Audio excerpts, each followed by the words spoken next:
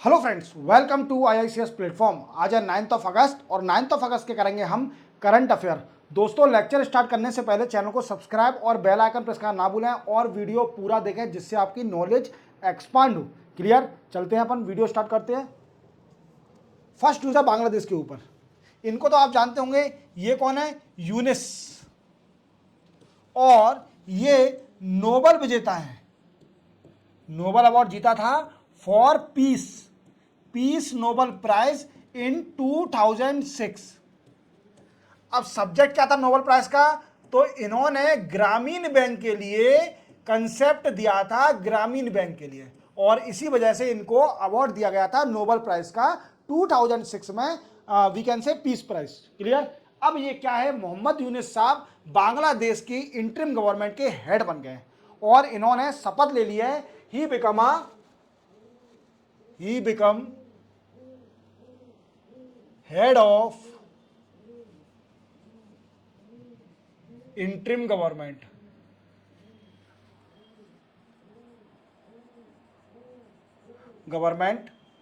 इन Bangladesh.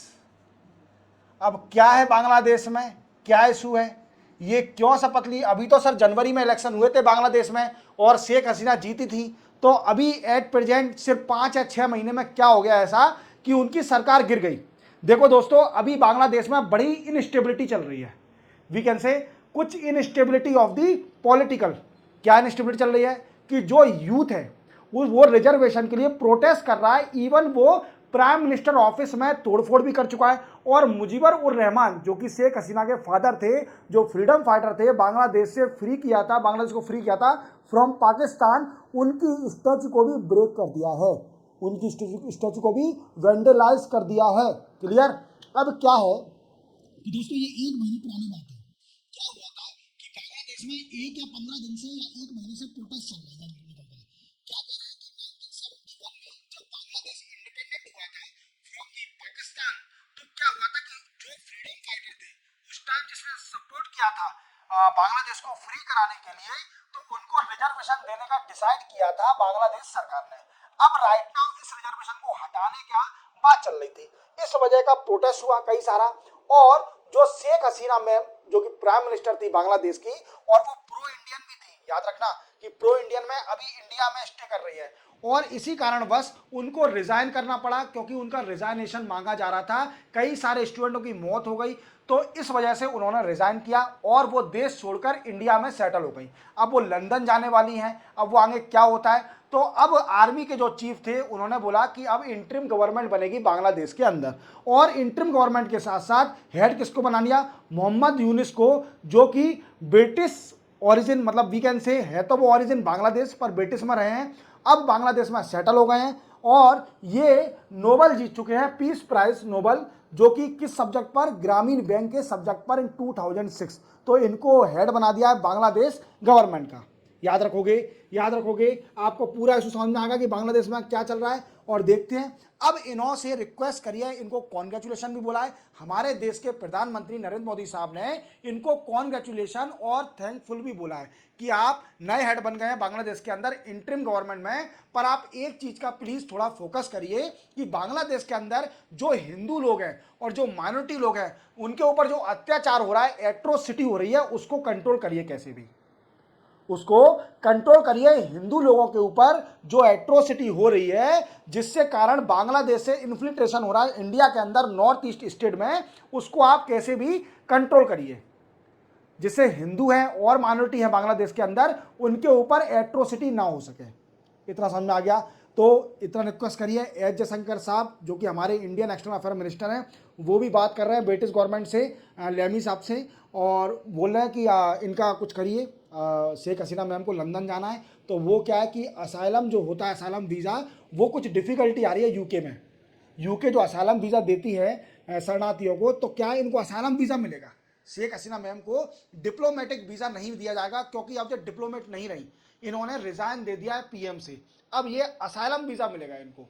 Clear? अब उसकी बात चल रही है, देखते हैं क्या होता है कि इंडिया में ही रहती हैं या फिर बांग्लादेश अगेन जाती हैं या फिर लंदन सेटल होती हैं। वो मैं जब आएगा तो मैं आपको क्लियर करूंगा। चलते अपन नेक्स्ट न्यूज पर। नेक्स्ट न्यूज है headline, inflation and monetary policy committee meeting. देखो दोस्तों, मॉनेटरी पॉलिसी कमेटी की मीटिंग हुई अभी 8 अगस्त को, 8 अगस्त को कल के दिन मॉनेटरी पॉलिसी की मीटिंग हुई, मॉनेटरी पॉलिसी कमेटी की मीटिंग हुई। अब इस मीटिंग क्यों होती है दोस्तों? तो इंटरेस्ट रेट डिसाइड करने के लिए यह मीटिंग होती है। क्लियर दोस्तों? इंटरेस्ट रेट डिसाइड करने के लिए कौन सा interest rate? These are repo rate, reverse repo rate, these rate are decided in the monetary policy committee. अभी राइट नाउ रेपो रेट है 6.5%। कितना है दोस्तों? 6.5% अभी रेपो रेट है। क्लियर? अब ये बात चल रही है कि रेपो रेट को कम कर दीजिए, रेपो रेट को कम कर दिए, जिससे क्या होगा कि लिक्विडिटी बढ़ जाएगी मार्केट में। मनी की लिक्विडिटी मींस मनी की पैसा बढ़ जाएगा और डेवलपमेंट होगा। अगर लोगों को पैसा आएगा तो डिमांड बढ़ेगी, परचेसिंग पावर कैपेसिटी बढ़ेगी लोगों की, तो इससे क्या होगा? डेवलपमेंट होगा इंडिया का।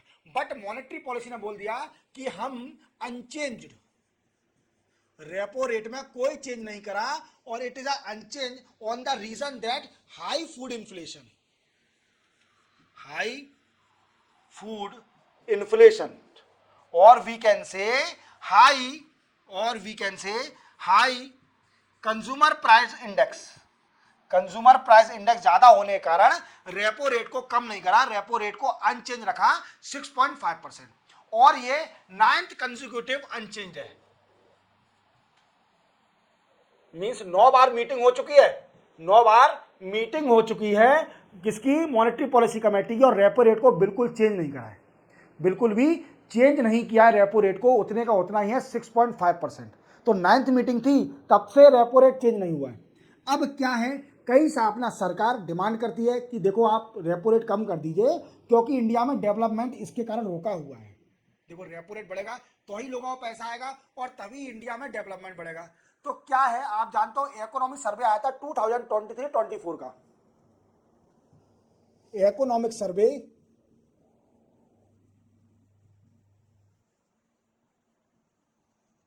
2023-24, और इकोनॉमिक सर्वे के ऑथर कौन थे दोस्तों? ऑथर जो कि इकोनॉमिक एडवाइजर हैं, कौन? अनंता नागेश्वरम। अब इसमें एक रिकमेंडेशन दिया था, इसमें क्या बोला गया था इकोनॉमिक सर्वे में कि जो हेडलाइन इन्फ्लेशन है, we can say consumer price index, और we can say headline inflation, उसमें से फूड का, फूड को निकाल दीजिए, फूड को हटा दीजिए, जिससे क्या होगा? इन्फ्लेशन डाउन हो जाएगा। क्योंकि कंज्यूमर प्राइस इंडेक्स में सिर्फ ओनली फूड का कंट्रीब्यूशन है, कंट्रीब्यूशन अप्रोक्सीमेटली 46%। देख रहे हो आप, 46% कंट्रीब्यूशन है फूड का कंज्यूमर प्राइस इंडेक्स में। अगर फूड निकल जाएगा सीपीआई से, अगर कंज्यूमर प्राइस इंडेक्स अपन निकालेंगे without including the food inflation, then automatically CPI reduce हो जाएगा। क्योंकि आप जानते हो कि खाने पीने की चीजें दिन प्रतिदिन महंगी होती जा रही हैं, और यही रीजन है कंज्यूमर प्राइस इंडेक्स बढ़ने का। समझ आप मेरी बात को? पर आरबीआई ने बोला कि हमारा टारगेट है कि हम सीपीआई लाएंगे 4% पे। 4% जब तक नहीं होगा तब तक हम रेट को कम नहीं करेंगे, रेट को कम नहीं करेंगे। और ये कौन है? ये शांतिदास या शक्तिदास, शक्तिकांत दास, शक्तिकांत दास, एक बार और लिख देता हूं,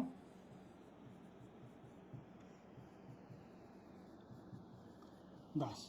ये कौन है दोस्तों? ये गवर्नर ऑफ आरबीआई, आरबीआई के गवर्नर हैं।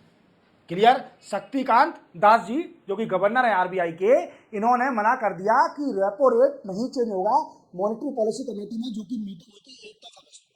मैंने आपको 7 या 6 अगस्त को ये न्यूज पहले भी बताई थी कि फूड इन्फ्लेशन के कारण मीटिंग होने वाली है एमपीसी की, और इसमें अभी एक्सपेक्टेशन लगाया जा रहा है कि जो गवर्नर हैं आरबीआई के, जो हेड करते हैं एमपीसी को, वो रेट को चेंज नहीं करेंगे, क्योंकि अभी फूड इन्फ्लेशन बहुत ज़्यादा है। आप जानते हो कि खाने पीने की चीज़ें और सब्जियां दिन प्रतिदिन महंगी होती जा रही हैं, और जो कंज्यूमर प्राइस इंडेक्स है उसमें कंट्रीब्यूशन है अप्रॉक्सीमेटली फूड का 46%। और जो इकोनॉमी सर्वे है 2023-24 उसमें बोला गया था कि फूड को अलग कर दीजिए तो इन्फ्लेशन ऑटोमेटिकली कम हो जाएगा, बट आरबीआई गवर्नर नहीं चाहते हैं, फूड को इंक्लूड रखेंगे सीपीआई के अंदर, जिससे क्या होगा कि इन फ्यूचर अगर 4% तक सीपीआई पहुंच जाता है तो रेपो रेट कम हो जाएगा। और रेपो रेट 9 कंसेक्यूटिव 9 बार लगातार मीटिंग हो चुकी है एमपीसी की, पर 9 बार से चेंज नहीं हुआ है रेपो रेट। कितना है? 6.5%। याद रखोगे 6.5% है रेपो रेट, और इतना ही रहेगा, याद रखोगे। तो शक्तिकांत दास जी ने मना कर दिया है, याद रखना। चलते अपन नेक्स्ट न्यूज पर। Next news, one nation one election. ये तो आपने कई बार सुना होगा, मतलब 2014 से इस पर डिस्कस किया जा रहा है कि वन नेशन वन इलेक्शन। जो अनएजुकेटेड पर्सन है वो भी जान जाएगा कि वन नेशन वन इलेक्शन क्या होता है, कि मींस एक चुनाव एक देश। मींस आप जानते हो कि हमारे देश में बड़ा ही देश है, छोटा मोटा देश तो नहीं है, जोग्राफिकल एरिया बहुत बड़ा है, और इसी के साथ हमारे देश में क्या होता है कि यूनियन गवर्नमेंट के इलेक्शन अलग होते हैं, स्टेट गवर्नमेंट अलग हो रही, मतलब हर साल किसी न किसी स्टेट में इलेक्शन होते ही रहते हैं। और इसका कई सारा ड्रॉबैक है। ड्रॉबैक क्या है? एक तो tight schedule of election commission, election में टाइट शेड्यूल रहता है, और we can say loss of fund, fund का loss, fund loss, using of employ in election instead of proper work,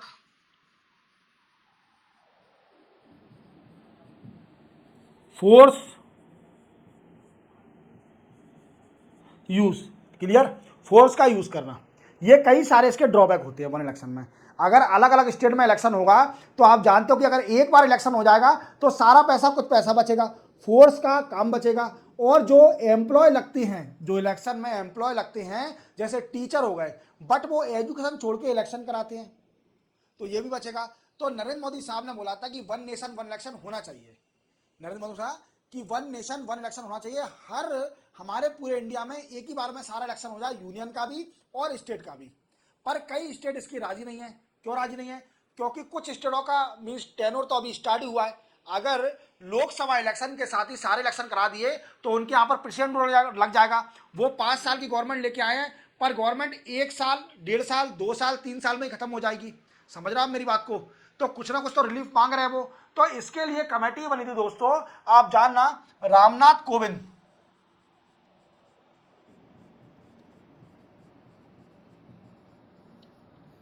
Ramnath Kovind बनी थी कमेटी भी, ठीक है। अब इस कमेटी में क्या हुआ दोस्तों? ये कमेटी बनी थी for one nation one election, one election one nation, और ये फॉर्मर प्रेसिडेंट है हमारे, farmer president of India, clear. अब एक कमेटी में क्या हुआ दोस्तों? ये कमेटी के जो रिकमेंडेशन थे वो सबमिट करेगा किसको? Submit to president Droupadi Murmu साहब को इन मार्च मंथ में इस कमेटी ने अपने रिकमेंडेशन जो दे दिए किसको? प्रेसिडेंट को सबमिट कर दिए। अब इसमें रिकमेंडेशन एक ऐसा था कि वन नेशन वन इलेक्शन कराने के लिए कम से कम हमें 80 कॉन्स्टिट्यूशन अमेंडमेंट चाहिए, कम से कम 80 कॉन्स्टिट्यूशन अमेंडमेंट तो होंगे, तभी ये पॉसिबल है कि वन नेशन वन इलेक्शन हो। और इसी के साथ आपको जो आर्टिकल नंबर 356 है उसको भी चेंज करना पड़ेगा, that is related to president rule, that is related to president rule in state में जब प्रेसिडेंट रूल लगता है, that is related to article number 356 when state break the constitution machinery. याद रखोगे, याद रखोगे। तो ये सारा पूरा मामला था। वन नेशन वन इलेक्शन कब तक अपने हमारे इंडिया में होता है, कैसे स्टेट को कन्विंस करते हैं, वो सेंटर पर डिपेंड करता है। पर ये वी कैन से सब्जेक्ट फिर से उजागर हो गया है after submitting the report lead by the Ramnath Kovind, that is former president of the India, and submitted the report to the president Droupadi Murmu in March this year only. Clear, याद रखोगे। चलते अपन नेक्स्ट न्यूज पर। Next the under water geographical structure. देखो आप जानते हो कि देखो कितना सारा जो ocean, these are the ocean area, and under water कितना सारा स्ट्रक्चर, जोग्राफिकल स्ट्रक्चर होता है अंदर। जोग्राफिकल स्ट्रक्चर कितना सारा ओशियन के अंदर है। ऐसा तो नहीं है कि ऊपर आ जाता है सब कुछ। देखो कॉन्टिनेंट भी मिलेगा आपको, कॉन्टिनेंट शेल्फ है, सी माउंट भी मिलेगा, एप्सल हिल भी मिलेगा, volcanic island, submarine canyon, mid ocean ridge, rift valley, magma, trench, abyssal और कॉन्टिनेंट राइस, ये सारे ओशियन के अंदर होते हैं। क्या दोस्तों, ओशियन के अंदर होते हैं। अब ऐसे ही साउथ वेस्ट इंडियन ओशियन में, साउथ वेस्ट इंडियन ओशियन में 3 अंडरग्राउंड, 3 अंडरग्राउंड जोग्राफिकल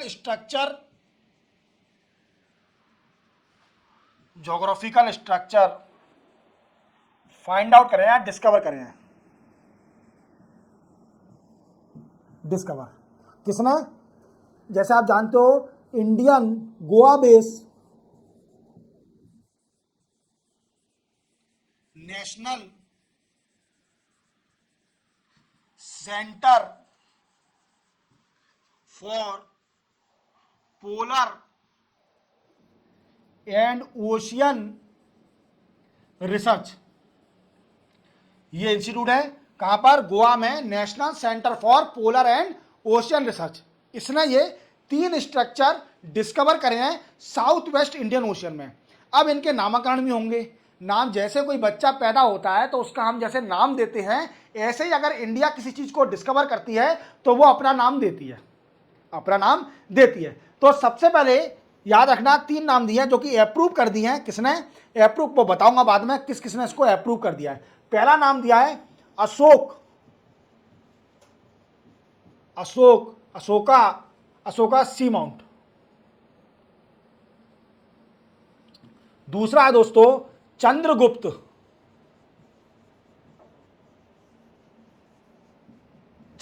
रिज। और तीसरा है Kalpataru ridge.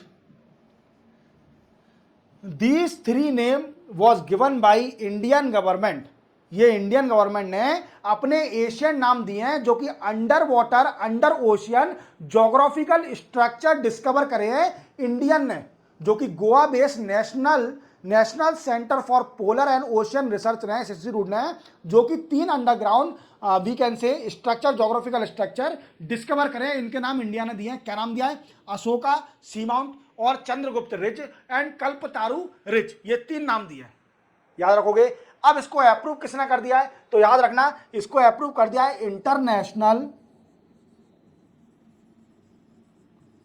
International hydrographical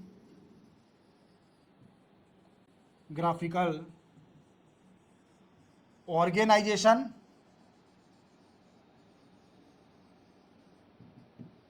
and inter government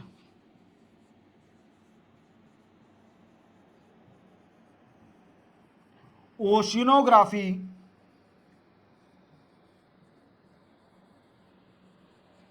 commission. ये किसका दोस्तों, ये है यूनेस्को का। यूनेस्को बॉडी है और इन दोनों ने इसको अप्रूव कर दिया है। इंडिया ने जो डिस्कवर किया था Ashok seamount, Chandragupta ridge and Kalpataru ridge, ये तीनों के नाम इंडिया ने दिए हैं, जो कि डिस्कवर करे हैं किसने, Goa based national centre for polar and ocean we can say ocean research. याद रखोगे। चलते अपन नेक्स्ट न्यूज पर। नेक्स्ट न्यूज है प्रेसिडेंट इन न्यूजीलैंड। देखो आप जानते हो कि हमारे राष्ट्रपति जो हैं, हमारे देश के राष्ट्रपति मुर्मू मैम, ये 3 कंट्री में गई हैं विजिट के लिए। 2 दिन की विजिट थी, जिसमें वीकेंड से न्यूजीलैंड में गई हैं, अभी फिजी से होके आई हैं, अब न्यूजीलैंड में गई हैं। अब न्यूजीलैंड में क्या डिस्कस किया दोस्तों, तो न्यूजीलैंड में इन्होंने इंडिया और न्यूजीलैंड के इकोनॉमिकल रिलेशन पर डिस्कस किया। India and New Zealand economic we can say relation, economic relation क्या कि trade between India and New Zealand.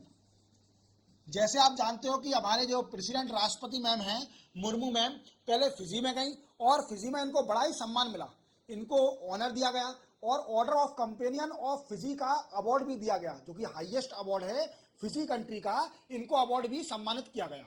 और ये पहले जो अपनी पहली बार ये किसी फॉरेन ट्रिप पर गई हैं, और ठीक है, तो आप याद रखना इसको। और न्यूजीलैंड के साथ एजुकेशन से रिलेटेड डिस्कस किया, एजुकेशन, और क्लाइमेट चेंज के बिना तो कोई भी डिस्कशन हो ही नहीं सकता। Climate change, energy that is called a renewable energy, इस पर भी डिस्कस किया गया कि हमारे राष्ट्रपति मैम गई हैं न्यूजीलैंड में। क्लियर, चलते अपन नेक्स्ट उस पर। नेक्स्ट हो जाए कर्ब चाइल्ड मैरिज इन आसाम। देखो आप इनको तो जानते होंगे, ये सीएम है आसाम के, इनका नाम है हेमंत बिस्वा शर्मा। हेमंत बिस्वा शर्मा, ये बीजेपी पार्टी से बिलोंग करते हैं, पहले कांग्रेस में थे, अब ये बीजेपी में आते ही सीएम बन गए आसाम के, और अच्छा काम कर रहे हैं आसाम के अंदर। अब आसाम में क्या हुआ दोस्तों कि 2021 में नेशनल हेल्थ फैमिली सर्वे आया था। क्या आया था? नेशनल हेल्थ फैमिली सर्वे आया था 2021 में 222। अब इस नेशनल फैमिली हेल्थ सर्वे में बोला गया था कि 31.8% of girl 31.8% of girl in Assam become mother at age between 21 to 24। Means बोला गया था इस नेशनल फैमिली हेल्थ सर्विस में कि आसाम के अंदर 31.8% जितनी भी गर्ल हैं, जो भी वुमेन है, वो मदर बन जाती हैं सिर्फ ओनली 21 से 24 साल की एज में। तो इससे क्या होता है, इससे क्या निकलता है? तो इसका पॉइंट ये है कि अपन माने कि आसाम के अंदर जो 30% गर्ल हैं, girl get married at age between 18 and 21। We can say 30% जो गर्ल है आसाम के अंदर, वो शादी हो जाती है उनकी 18 से 21 साल। तो ये प्रमोट किसको कर रहा है दोस्तों? चाइल्ड मैरिज को प्रमोट कर रहा है, चाइल्ड मैरिज को प्रमोट कर रहा है। अब इसको कंट्रोल करने के लिए सरकार ने एक स्कीम निकाली है जिसका नाम है निजू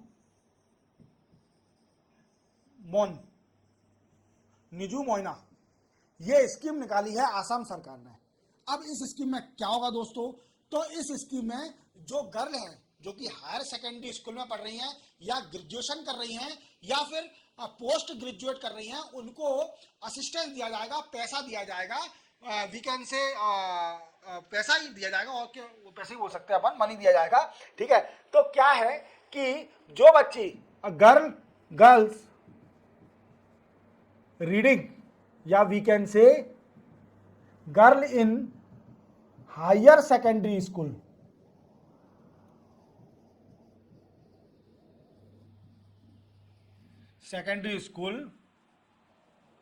गेट 1000 रुपीज फॉर 10 मंथ।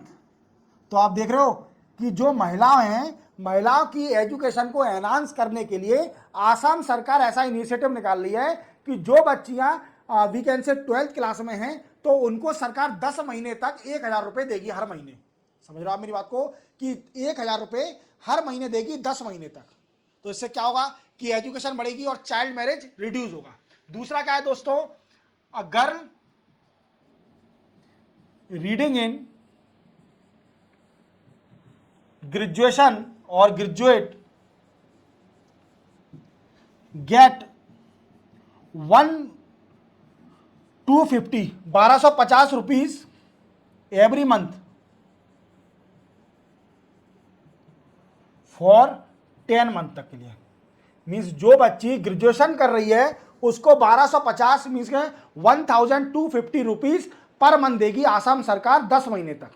तो हायर सेकेंडरी स्कूल में कोई बच्ची पढ़ रही है तो उसको मिलेंगे 1000 रुपीज 10 मंथ के लिए, और जो कि ग्रेजुएशन कर रही है उसको दिया जाएगा 1250 means 1250 rupees per month for 10 month के लिए। अब कोई बच्ची जो पोस्ट ग्रेजुएट कर रही है तो उसको कितना दिया जाएगा, देखो जो बच्ची पोस्ट ग्रेजुएट कर रही है, girl reading in post graduate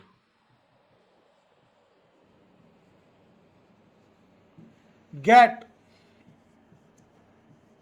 2500 rupees per month for 10 year. 10 month, sorry 10 year नहीं 10 मंथ। 10 ईयर में तो आसाम सरकार क्या 10 साल तक, क्या भरोसा 10 साल का। तो जो बच्ची पोस्ट ग्रेजुएट में पढ़ रही है उसको 10 महीने तक सरकार 2500 रुपए देगी हर महीने। अब इसमें सिर्फ ओनली फर्स्ट ईयर के लिए, जो बच्ची ग्रेजुएशन कर रही है सिर्फ उसको 10 महीने तक फर्स्ट ईयर तक दिया जाएगा, फर्स्ट ईयर तक ही दिया जाएगा पैसा, फर्स्ट ईयर तक। अगर उसको सेकेंड ईयर में भी पैसा चाहिए तो उसे अपना दो चीज दिखाना पड़ेगा, एक तो उसकी रेगुलरिटी और we can say attendance, regular attendance, और दूसरा दिखाना पड़ेगा character we can say character कैसा, पढ़ने में होशियार है कि नहीं है, यह भी दिखाना पड़ेगा कि पढ़ने में अगर होशियार होगी तो उसको सेकेंड ईयर के लिए भी एक्सटेंड कर दिया जाएगा। अब इस स्कीम में वो बच्चियों को नहीं दिया जाएगा जो कि बच्चियां एमपी की हैं, मेंबर ऑफ पार्लियामेंट, सांसद की, या फिर विधानसभा के जो मेंबर हैं, विधायक जी हैं, उनकी लड़कियों को, या फिर गवर्नमेंट सर्विस में हायर पोस्ट पे उनकी बच्चों को नहीं दिया जाएगा जो ऑफर। तो आप याद रखोगे स्कीम का। और ये स्कीम चाइल्ड मैरिज को कंट्रोल करने के लिए है, child marriage as well as it enhance education in Assam. Education को गर्ल्स में एनहांस करेगी एजुकेशन, और चाइल्ड मैरिज को रिड्यूस करेगी। अच्छा काम करते हैं, होशियार है, बोलने में भी, स्पीच में भी बहुत होशियार है, मतलब वीकेंड से बहुत अच्छा स्पीच देते हैं। इंटरव्यू मैंने कहीं देखे हैं इनका बोलने का तरीका कुछ यूनिक ही है। चलते अपन नेक्स्ट न्यूज पर।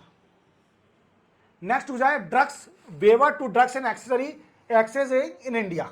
देखो क्या है दोस्तों कि हमारे भारत में अगर कोई भी दवाई आती है, कोई विदेश में दवाई बनी हुई है, तो उसे पहले भारत में आने के लिए क्लिनिक ट्रायल लेना पड़ेगा, क्लिनिकल ट्रायल लेना पड़ेगा। वीकेंड से उसे पहले एक एनओसी लेनी पड़ेगी इंडिया की बॉडी से। वो बॉडी कौन सी है दोस्तों, याद रखना, central drugs standard control organisation, और we can say short CD, we can say, sorry,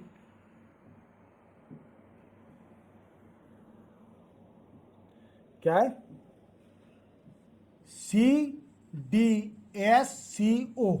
इस बॉडी से क्लियरेंस लेना पड़ेगा। अगर किसी भी दवाई जो विदेश में बनी हुई है और उसको इंडियन मार्केट में आना है तो उसके लिए पहले उसको क्लियरेंस लेना पड़ेगा, क्लिनिकल क्लियरेंस। और वो कौन देगा, central drugs standard control organisation देगी, क्लियर, जिसको हम शॉर्ट में बोलते हैं CDSCO। ये इसको क्लिनिक क्लियरेंस देगी। अब क्या कर दिया यूनियन गवर्नमेंट ने कि अलाउ कर दिया है जो भी दवाइयां क्लियरेंस हो गई हैं, क्लियर हो गई हैं, कहां पर क्लियरेंस मिल गया है उनको, from USA, UK, Japan, Australia, Canada, in country से जिस दवाई को क्लियरेंस मिल गया है तो विदाउट एनी क्लिनिक क्लियरेंस वो इंडिया की मार्केट में आ सकती है। तो देख रहे हो इससे कितना बेनिफिट होगा कि हमारे इंडिया में कई सारे ऐसी बीमारियों के ड्रग्स नहीं है जो विदेश के पास है, क्योंकि एक तो मार्केट में एक्सेस नहीं कर पा रहे वो ड्रग्स, और दूसरी बात उनकी प्राइस बहुत हाई है।